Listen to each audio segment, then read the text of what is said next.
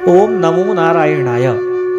कार्तिक मास शुक्ल पक्ष की एकादशी को हरि प्रबोधनी एकादशी या देव उठान एकादशी कहा जाता है। इस व्रत को करने वाले सभी भगवत प्रेमियों को 1000 अश्वमेध और 100 राजसूय यज्ञ करने के बराबर फल की प्राप्ति होती है।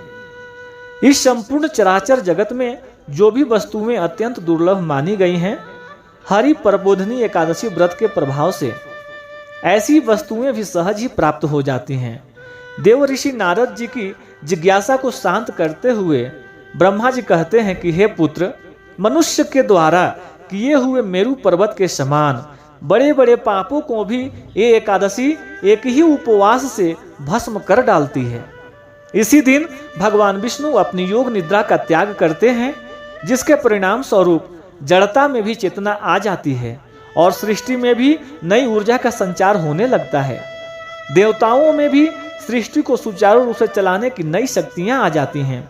इसी व्रत का महात्म्य बताते हुए भगवान शंकर जी अपने पुत्र कार्तिक जी से कहते हैं, हे व्रतधारियों में श्रेष्ठ कार्तिकेय, जो मनुष्य कार्तिक मास शुक्ल पक्ष की इस तिथि से अंतिम 5 दिनों 5 रात्रि में ओम नमो नारायणाय इस मंत्र के द्वारा श्री हरि का पूजन अर्चन करता है, वो समस्त नरक के दुखों से मुक्ति पाकर अनामय पद को अर्थात मोक्ष को प्राप्त हो जाता है। इस व्रत को विष्णु जी ने भगवान वासुदेव जी से प्राप्त किया था, इसलिए यह व्रत भीष्म पंचक नाम से प्रसिद्ध है। वेद पुराणों में ऐसी मान्यता है कि दीपावली के बाद पड़ने वाली एकादशी पर देव उठ जाते हैं। यही कारण है कि देव उठान एकादशी के बाद से सभी रुके हुए मांगलिक कार्य जैसे विवाह, मुंडन, गृह प्रवेश कार्य फिर से प्रारंभ हो जाते हैं। देव उठनी एकादशी के दिन तुलसी जी का विवाह भी किया जाता है। मान्यताओं के अनुसार तुलसी जी को अपनी पत्नी के रूप में स्वीकार करने के लिए भगवान विष्णु ने इस दिन शालिग्राम रूप से तुलसी जी के साथ विवाह किया था। इसलिए देव उठनी एकादशी को भगवान विष्णु सबसे पहले तुलसी जी को ही मनोकामना पूर्ण करते हैं। ऐसे में देव उठनी एकादशी के दिन तुलसी जी की भी विशेष पूजा करनी चाहिए। देव उठान एकादशी के दिन शाम को एक विशेष विधि से पूजा की जाती है। यदि आप व्रत रखने में सक्षम नहीं हैं, तो भी आप इस विशेष पूजन विधि से भगवान विष्णु की कृपा आसानी से प्राप्त कर सकते हैं। तुलसी जी का विवाह आप देव उठान एकादशी या द्वादशी तिथि दोनों में से किसी एक में कर सकते हैं। जिन लोगों का दाम्पत्य जीवन सुखद ना हो या जिन कुंवारी कन्याओं या युवकों को विवाह होने में दिक्कत आ रही हो, ऐसे लोगों को तुलसी विवाह में जरूर सम्मिलित होना चाहिए। देव उठान एकादशी का व्रत आप 2 प्रकार से कर सकते हैं। यदि सामर्थ्य हो तो आप निर्जल रहकर इस व्रत को कर सकते हैं। अगर सामर्थ्य न हो तो जल का सेवन करके भी व्रत कर सकते हैं। रोगी, वृद्ध या गर्भवती महिलाएं यदि इस व्रत को रखना चाहती हैं तो एक समय शुद्ध सात्विक भोजन करके, यानी कि सुबह से शाम तक आप भोजन ग्रहण न करें। शाम की पूजा करने के बाद आप शुद्ध सात्विक भोजन करके इस व्रत को रख सकती हैं, यानी एक समय आहार इस व्रत में आप ले सकते हैं। अगर इतनी भी सामर्थ्य न हो और आप मोक्ष प्राप्ति की इच्छा रखते हैं तो ऐसे में एकादशी के दिन नमक और चावल का पूरी तरह से त्याग करना चाहिए। भगवान विष्णु का पूजन सुबह और शाम विधि विधान से करना चाहिए। तुलसी पत्र भगवान विष्णु को जरूर अर्पित करना चाहिए, लेकिन एकादशी के दिन भूल से भी तुलसी पत्र नहीं तोड़ना चाहिए। एक दिन पहले ही आप तुलसी पत्र तोड़ लें, या भूल गए हो तो अपने आप गिरे हुए तुलसी पत्ते को उठाकर उन्हें जल से धोकर भगवान विष्णु के भोग में उन्हें अर्पित कर सकते हैं।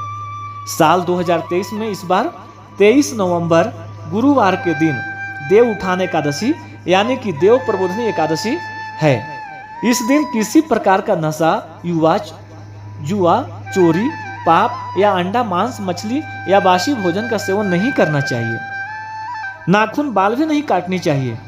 एकादशी की तिथि प्रारंभ होगी 22 नवंबर दिन बुधवार रात 11:05 से और एकादशी तिथि समाप्त होगी 23 नवंबर गुरुवार रात 9:02 पर।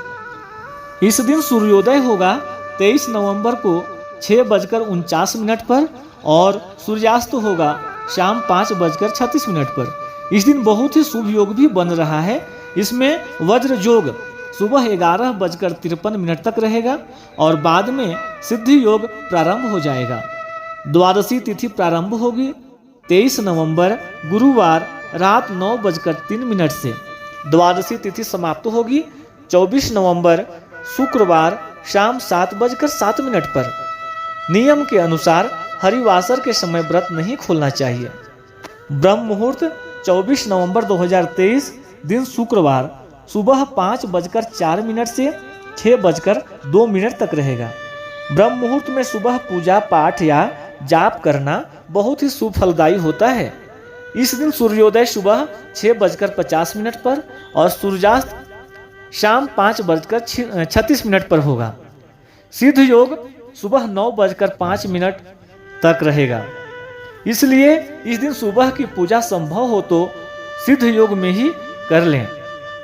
हरिवासर का समय रहेगा 24 नवंबर दिन शुक्रवार को सुबह 2:30 तक। इस दिन राहु काल सुबह 10:30 से दोपहर 12 बजे तक रहेगा। व्रत आप खोल सकते हैं 24 नवंबर दिन शुक्रवार को सुबह 6:51 से 9:05 तक। यही वो शुभ मुहूर्त है जब आपको अपना एकादशी का व्रत का पारण करना चाहिए। उससे पहले अपने सामर्थ्य के अनुसार कुछ न कुछ दान करना चाहिए। मैं उम्मीद करता हूँ कि ये वीडियो आपको पसंद आई होगी। अगर जानकारी पसंद आया तो कृपया लाइक शेयर और सब्सक्राइब जरूर करें। ओम नमो नारायणाय।